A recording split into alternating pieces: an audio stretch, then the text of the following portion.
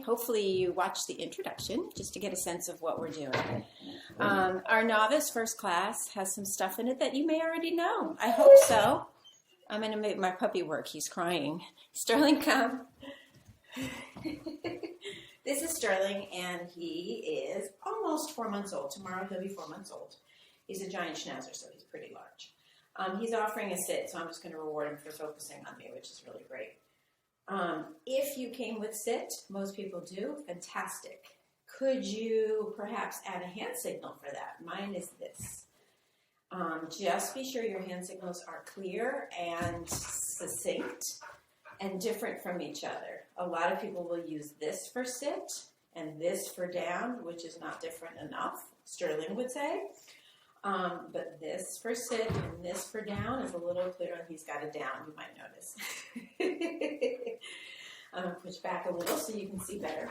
So if I want to get a sit, I'm showing him the food, and when his butt hits the ground, that's when the food goes in. And I would say, yes, that's what I'm looking for. I'm not saying the word sit unless they know the word sit. Sit, good boy, which he does. And so you see the food is the hand signal. See, that's the food anyway. I'm doing that. So you might as well make the hand signal match the food. It's hard to make him sit because he's always in sit. So the food is right next to his nose. If he didn't have a sit, I would be pushing it up this way till he sat. I could even use this wall to go against to make him sit. Stand. I could push him all the way back until he has to sit because he's up against the wall. And the hand signal becomes this. Dogs tend to see before they hear, so it's a really good idea to have a hand signal.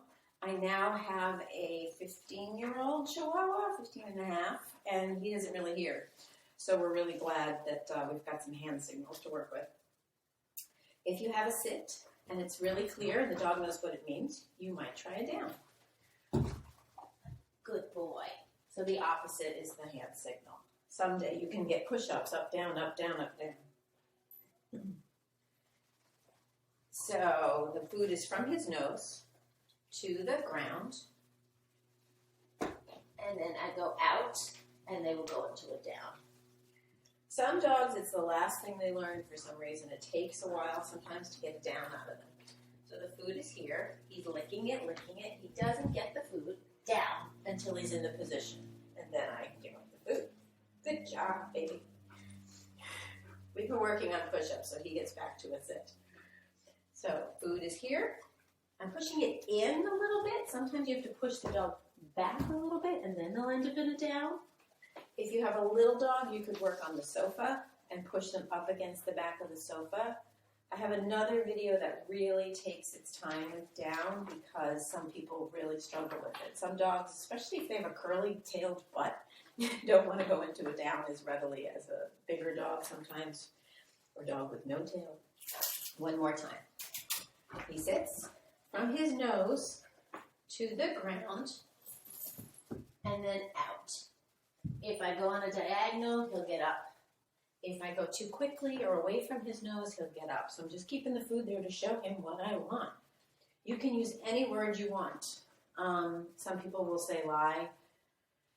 It's whatever, banana is fine, as long as you know what it means. The only word that I think we all have to be consistent on is using the word come. Because if he's out, his leash breaks, somebody has to catch him. I want him to know what come means because it's the only thing the human's going to know. They're not going to know his name. They're not going to know he knows front instead of come. They only are going to guess at come and hope that he does. So just for safety reasons. So he has a bed here. It's useful if you want to send your dog while you have dinner to go to a certain place, chew a bone while you're having dinner perhaps. When somebody comes in and out the front door, you can send them to their place. It's really useful to just have a place that he knows he has to go to and then ultimately he stays at. But for now, we'll just take whatever we can get. So if you send them to their bed or mat or place. All 4 feet just have to be on the mat. That's the only thing I'm looking for. A down is a bonus. He knows this, sort of. He doesn't stay in it yet at his age, but he knows what place means. Good place. Good job. I'm going to even reward that when he's in it. Good boy. And then I'm going to release him. Okay, good job. Again, all 4 paws is all you have to do. I'm going to encourage you to wait for them to actually offer the behavior. Place. I'm not going to repeat it because he should know what it means or have a clue, or at least he's figuring it out from my mouth to his head to his body. Sometimes takes a little bit of time.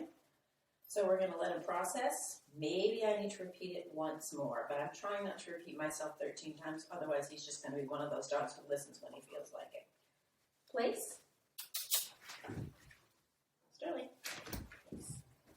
If your dog doesn't get a clue what this means, you can toss treats onto the mat. Good boy. The down is just an extra. Again, as long as all 4 feet are there, I'm going to call this place. That's great.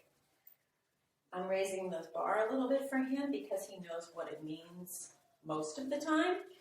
That at least I can get a down now, and that's more important. Okay, let's get up. We're going to do it one more time. Place. My bar for him when I'm raising now is that I can go farther away and ask for it. I want to be way on the other side of the room and have him go to this place. We're not there yet. So work at your dog's level, whatever works. Let's talk about leaving things alone. We'll talk about drop it in another lesson, but leave it as preventive. Before he picks up the Lego, before he goes after the raven, before he starts barking at another dog, leave it, ignore it. So I'm going to put food on the ground, and he's supposed to ignore it. When he stops nuzzling my hand, I haven't done this in a while, then he gets rewarded for it. There's food underneath my hand. I'm just waiting him out. Sooner or later, he's going to do it, and then I'm going to say what the words are. Leave it. Yes. Look at him put his paw on my paw. So cute. Leave it. I'm only covering it to prevent him from getting it. If he gets it, the game is over. Leave it, and you've lost. Leave it. Yes. Good boy. So the key is to reward him for doing that. Otherwise, it's mean. Leave it. He's still getting rewarded. Why care about the crap that's on the sidewalk when you've got really good stuff here? Leave it. Good boy. Leave it. Good boy. Leave it. He's really good at it once we remind him what it means. At the end, I'm picking it up, putting it away. All done. Because I don't want him to get it ever. Everybody likes to put treats on their paws and then say leave it and then release them to get it. I don't want him to get it. I don't want him to ever go near whatever I say that he should ignore. He's not going after the raven. He's not going to pick up the pizza or the chicken bones. Sometimes there are chicken bones on the sidewalk. God knows why. I don't want him to do it ever. So that's leave it. That's the first stage of it. If you get good at it, you can take treats, put them on the floor in your house first, on leash, walk him by the treats and see if he can leave it. And reward him up here. Let's see if he can do it. I don't think he can yet. Leave it. Sterling, sit. Leave it. Leave it. Nope. Leave it. So I could, on leash, walk him by it. There's a fail. I walk him by on leash and then have him lead it. But still, you've got to reward him up here when you're doing it. Not just have him ignore it and get no paycheck. You get a paycheck, he gets a paycheck. The last thing I'm going to talk about is recall. Your dog should come when they're called. It's the most important thing, so we start with it in our first lesson. So since come is so important, we spend quite a bit of time on it. Work at your dog's pace and don't rush it. Everybody wants their dog to come from 30 yards away off leash. If they're not coming in your kitchen or in your own home or your hallway of your apartment building, they're not going to come when there's a squirrel outside. So we go slowly. We never call them for anything bad. We call them only for good things. When he comes, I treat him every time for a while. There was a trainer recently who said, why not treat them every time they come? It's so important that maybe it's okay if we treat them every time they come. I don't know if I need to go that far, but my dogs, if they see a squirrel and I call them, they're coming. And that's what we really, really, really need. Everything else is gravy, but come has to happen. Sterling's in love with my cat. He's spending time looking at the cat. So I'm going to treat him nice and close. If you have a little dog, you've got to treat him way down here. They come to the food. Don't bring the food to the dog. I'm going to say the word once, come. If he doesn't come, I'm going to try a kissing noise. I'm going to try being more exciting. I'm going to get woohoo crazy if I need to. I'm going to try not to say it a second time. At first, they may not know what it means, of course, but most puppies come with it pre-installed. They'll come and they want to be with you all the time, and then we mess it up.